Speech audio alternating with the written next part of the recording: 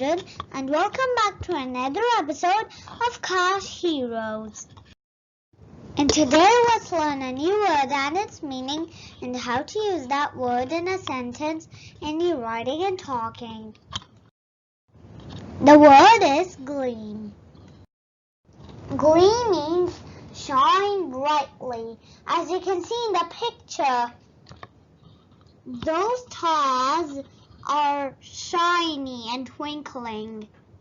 But instead of using those stars are shiny and twinkling, you can use those stars are gleaming. And there are some sentences going on here, and this is an example. Mother's eyes continue to gleam as she introduced her new baby to her family.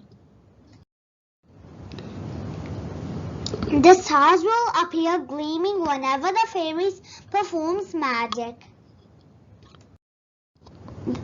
His eyes are gleaming like a diamond. My mother always tells me to brush my teeth till it gleams white.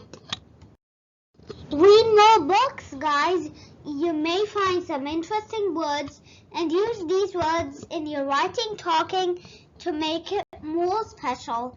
And bye. This is the end of today's episode. And bye. I will catch you next time.